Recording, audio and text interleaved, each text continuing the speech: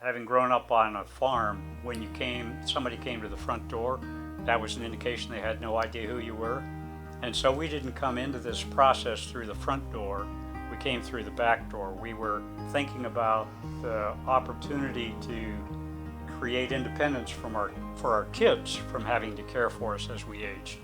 We should start examining what kind of care facilities were available and what aspects of that move would matter the most to us. My dad had dementia and almost all of his siblings did too, and I thought, oh, maybe that runs in the family. I thought it would be good to look into places that did have dementia care. A major consideration for me was the fact that I had never lived in town. And it really mattered to me as we began to look at where we might go that there was enough feel and access to nature that I didn't feel that I was in a high-rise or that I was shut in by walls or fences all around me. Everyone here who was engaged in our decision-making was encouraging but not pushy. They were genuine.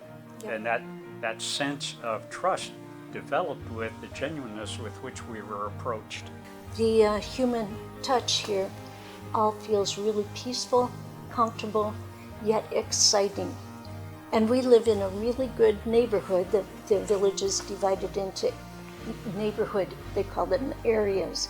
And our area, everybody really reaches out to each other and is friendly, good people.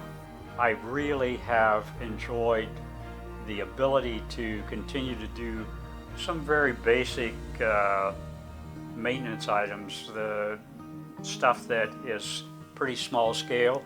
I like working with furniture. I've done some refinishing of a couple of pieces for people here in the village. So a typical day is one where I figure out what has to be done, and then I select the things I can avoid and do what I want to, pretty much. Looked at a number of different options here in the village before we came into this setting, and it fit, it felt right. So the opportunity to look at several different styles of housing, several different layouts, several different locations, when we finally came to the place that we thought, this feels right. I love the landscape around us. We've got some open area because we've got a dog, and I wanted that dog to feel at home as well.